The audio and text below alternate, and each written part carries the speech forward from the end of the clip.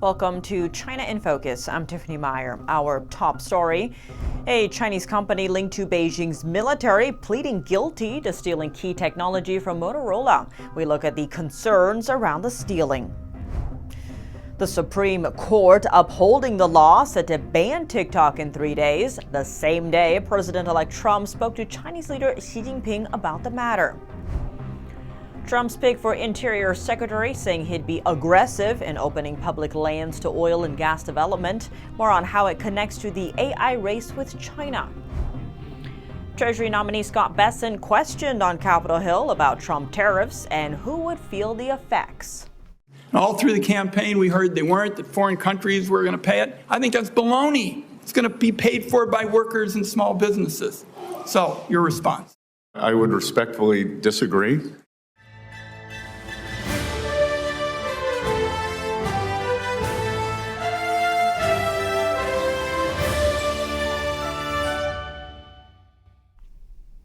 Chinese manufacturer Hytera is facing a maximum fine of $60 million. That's after it pleaded guilty earlier this week to stealing technology from smartphone maker Motorola. Hytera's close ties to the Chinese regime are also under scrutiny. But Illinois-based Motorola says the deal doesn't resolve everything, noting it has yet to address all the tech infringements caused by the Chinese company. The Chinese company admitted it had knowingly stolen research from Motorola and used the study to develop its own products.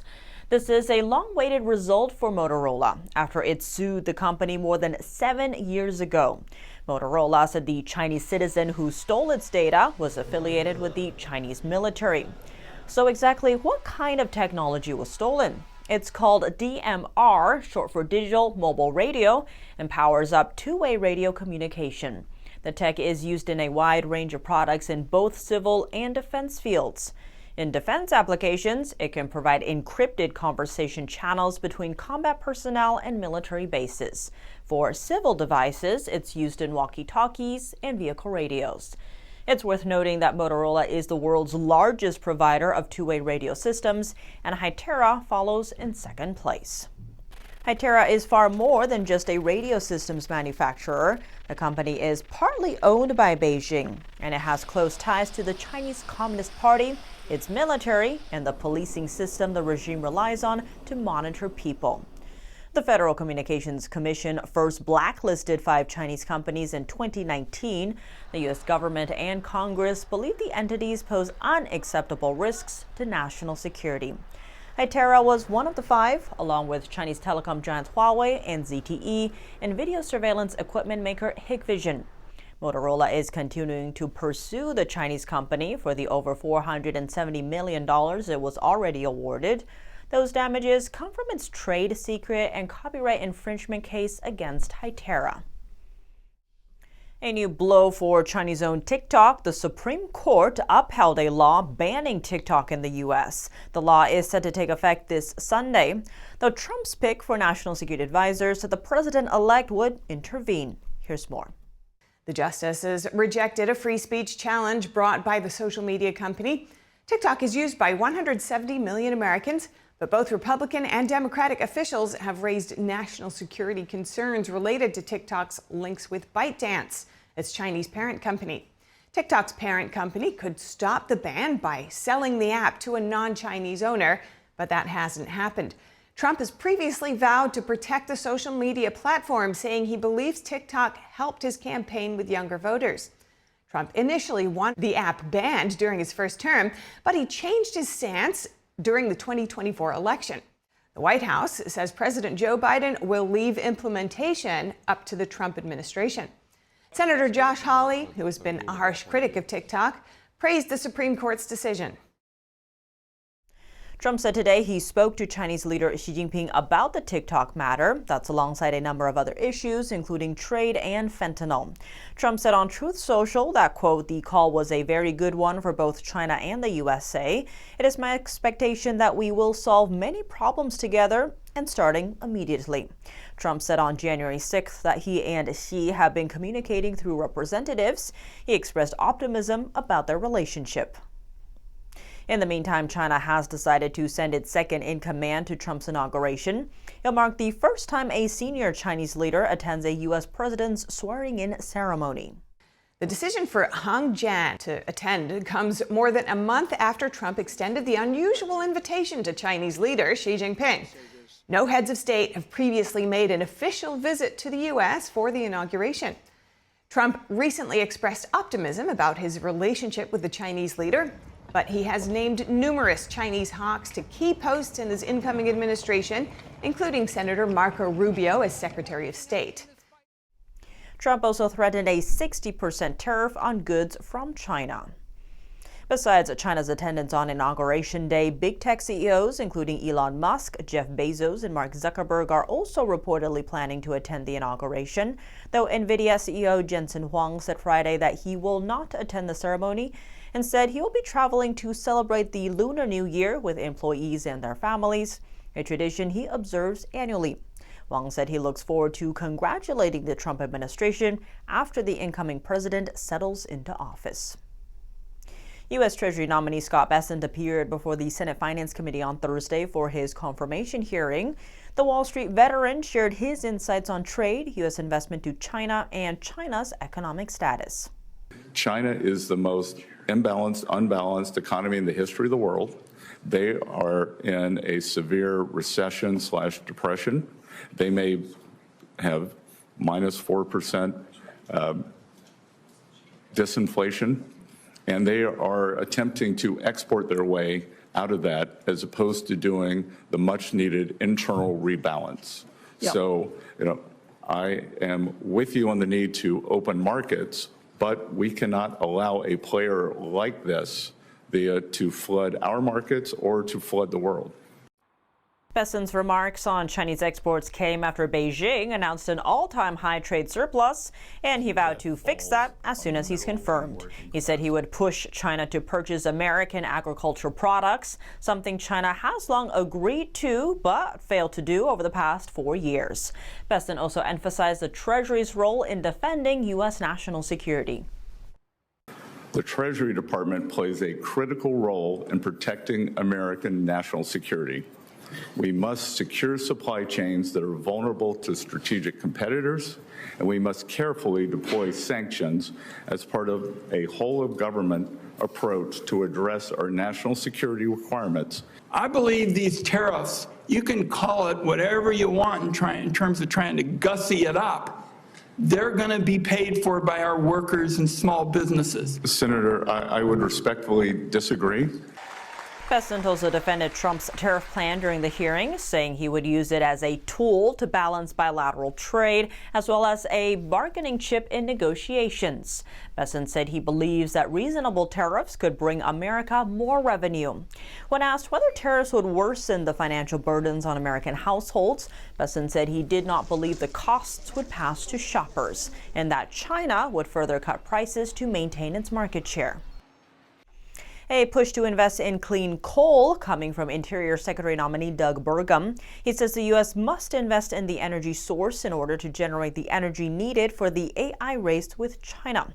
Burgum told the senators at his confirmation hearing Thursday that he would develop coal and natural gas from federal lands and use it to generate more baseload power for data centers. Baseload power refers to the minimum amount of power supplied to the power grid at any given time. Take a listen.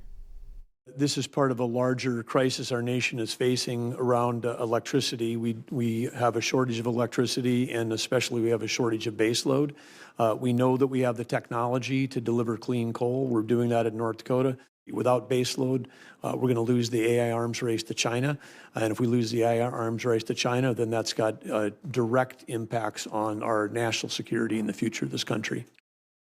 Burgum proposed lifting restrictions on oil and gas leasing across 500 million acres of public land, plus 1.7 billion offshore acres. That way, the acres could be used as a quick, affordable way to boost base load electricity. Turning now to another confirmation hearing, this one for Lee Zeldin, Trump's pick to lead the Environmental Protection Agency. Senator Bernie Sanders asked Zeldin on Thursday if he would partner with China to tackle climate-related issues. Here's what he had to say. Are you and hopefully your colleagues, if you are confirmed, prepared to work with China to try to lower carbon emissions? Senator, on many different issues, it is important not just to be working with nations that we are the strongest aligned with, but to also be in communication and engaged in dialogue with countries that might be considered competitors and also our greatest adversaries. And right now, China is an adversary in many respects.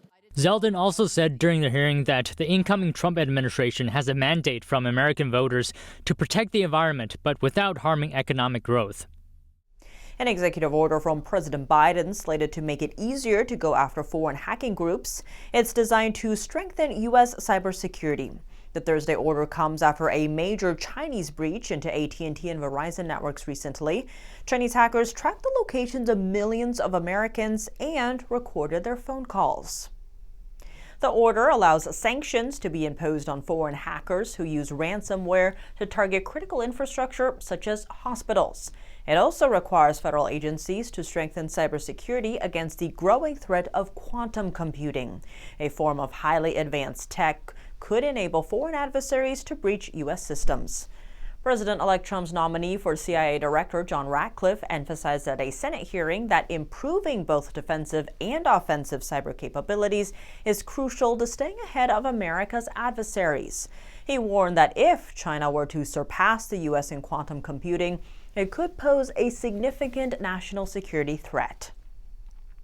An act critical to U.S.-Taiwan cooperation passed in a unanimous House vote Wednesday. The legislation allows tax exemptions for certain Taiwanese residents providing services for the U.S., especially Americans working in Taiwan's semiconductor sectors. Taiwan has been calling for an act like this for years. It says the move would boost investment and businesses in both Taiwan and the U.S., and that it would help the U.S. and its allies better counter threats from China. China is one of the U.S.'s top trading partners. Its economy has been struggling, but Kyle Bass, founder of Heyman Capital Management, believes it's collapsing. He's known for his prescient bets on major global economic events. American thought leader host Jan Jekielek spoke to Bass about what's behind his reasoning. Here's more. Such a pleasure to have you back on American Thought Leaders. Great to be here, Jan. Let's talk about the Chinese economy. I think you're one of the people who understands this whole realm best. You've said that you believe right now the Chinese economy is collapsing. That's also something that numerous people that are dubbed China hawks have said in the past while, but somehow they managed to pull through. The property sector, absolutely collapsing, I think unquestionably, but somehow they seem to be pulling through. And so, why is it different now, or is it different now? Yeah, I think that when you think about China, you have to think about it in two spheres. You have to think about domestic China and how they operate their own economy, their own internal situation on the mainland, and then you think about China Inc. as they interface with the rest of the world. And it's important to think about it in those two buckets. And here's why: internally, they have an RMB based economy. And China can abandon moral hazard, and they can, I don't even know if they had a moral hazard, but they know how to define it, but they can do whatever they like there. If their banking system is insolvent in RMB, they can print the RMB. When you look at their banking system, it's about 350% of GDP. The US banking system is 1 times GDP. If you include the non-banks and then the Fannie and Freddies of the world, we're about 1.7 times GDP in our banks. So China's banking system is twice as large as ours in an economy substantially smaller than ours, in a world in which they've only been at, call it advanced banking, since 2002. They've only been at this 20 years. So they've got a lot of plates spinning and they've got a lot of leverage, and almost 40% of bank assets in China are lent to domestic real estate. So if your real estate market's down 30 to 50 and your economy is 3.5 times levered to your banks, and your banks are insolvent, you have a real problem. And their problem is larger than ours was during the global financial crisis. Now, Jan, they would never tell you this. They can't tell you that. They don't want to show that they're weak. They control all of the data. But it's easy to see the architecture of their economy what they did wrong and what they've done wrong and what's happening internally. Their dealings with the rest of the world are vital to them. And what I mean by that is they import about 13 million barrels of crude oil every day. They're the world's largest importer of crude oil. They import almost 9 BCF of LNG every day. They are the largest importer of LNG in the world. They import 40% of their food every single day. And all of those imports they have to pay dollars for. So where do they get the dollars is the question. And they have to keep a robust trade relationship in dollars with us to be able to pay for their daily operations with the rest of the world, because they have a closed capital account. Their RMB is not convertible into anything unless the Chinese party allows it to happen. They control that escape valve. So it's really an artificial exchange rate, closed capital account, internal disaster. But they've made a lot of money by being the world's factory floor. They've made it two ways, right? They've been the world's factory floor since 2002. And then they started stealing IP. And their IP, if you think about this, if you stole $200 to $300 billion worth of IP every year, and you make a return on it by employing it, using it, and even making it potentially better, they've got a machine where they were factory workers and stealing IP. And the way you think about China Inc., they've had a positive net income, right? So meaning if you and I were running a country, we need to have more dollars coming in than leaving. That's how you think about the current account. And they've taken that money and they've spent it on modernizing their military. So their capital investment has been make money while the sun is shining, make some hay while the sun's shining, and then modernize your military and force project so that you can achieve your potential goal of global primacy at all costs. And they're going to come up a day late and a dollar short, but it's going to be a potential kinetic situation if and when they take Taiwan. And I think that's coming. Coming up, British ministers signal support for the Chinese regime to build a huge new embassy in London. This comes despite security and espionage concerns, given the site's close proximity to many major London locations. Former Vice President Mike Pence visits Taiwan. He calls on Trump to support the island's defense amid growing Chinese aggression. And 5 Massachusetts college students appeared in court after being accused of luring a man to their campus. Details on this lawsuit stemming from the Catch a Predator trend on TikTok. More on that after the break here on China in Focus. Welcome back to China in Focus. I'm Tiffany Meyer. British ministers have signaled support for China to build a huge new embassy in London. This would be Beijing's biggest diplomatic mission in Europe. But this comes despite security and espionage concerns, given the site's close proximity to many major London locations. NTD's international correspondent Malcolm Hudson has more for us from London. British ministers have signalled support for China to build a so-called super embassy in London. This comes just days after Chancellor Rachel Reeves's visit to Beijing with a delegation of senior British finance heads. The proposed plan would mean the current Chinese embassy would move to Royal Mint Court, a historic location near the Tower of London, formerly used to make British coins, and a short walk away from London's finance district, the City of London. In a joint letter to the Planning Inspectorate, Foreign Secretary David Lammy and Home Secretary Yvette Cooper indicated they will support the move if minor adjustments are made to the planning application. They say the proposed embassy would help strengthen diplomatic ties with China. The Metropolitan Police previously raised concerns about the site's ability to accommodate protests. In their letter, Lammy and Cooper said the police recently withdrew these objections. The ministers say China should give up its diplomatic accreditation to its other buildings in London before it can start work on the proposed site. China purchased Royal Mint Court in 2018, but has had requests for planning permission to build the new embassy there rejected by the local council over security concerns and potential disruption to local residents. There are also concerns the site could be used as a spying hub, given its close proximity to many major UK locations. The British government took control of the stalled planning decision last year. An inquiry next month will hear arguments about whether the embassy should be approved. A decision is expected to be made by May this year. Since coming to power in July last year, The Labour government has made improving ties with China one of its main foreign policy goals. China hopes to build a roughly 600,000 square foot embassy.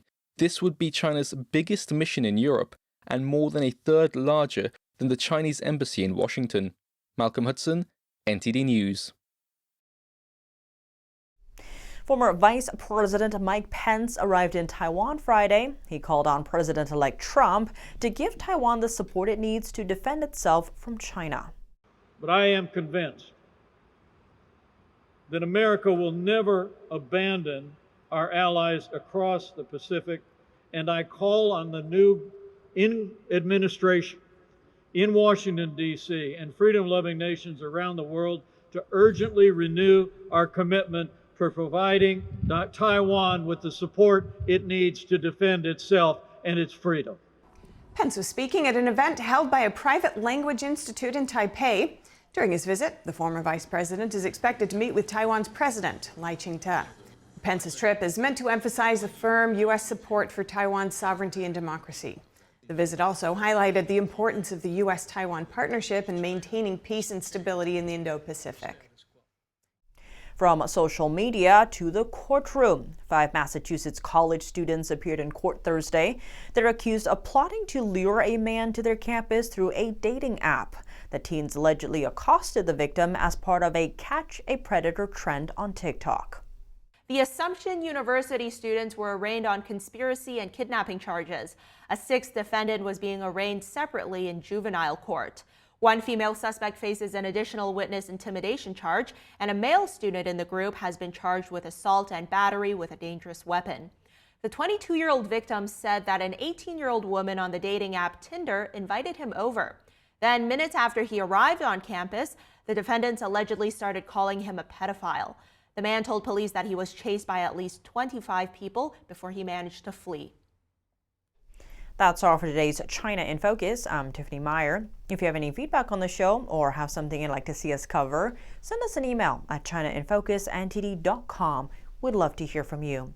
For round-the-clock original news coverage, visit us at ntd.com or download our NTD app. Thanks for watching. See you soon.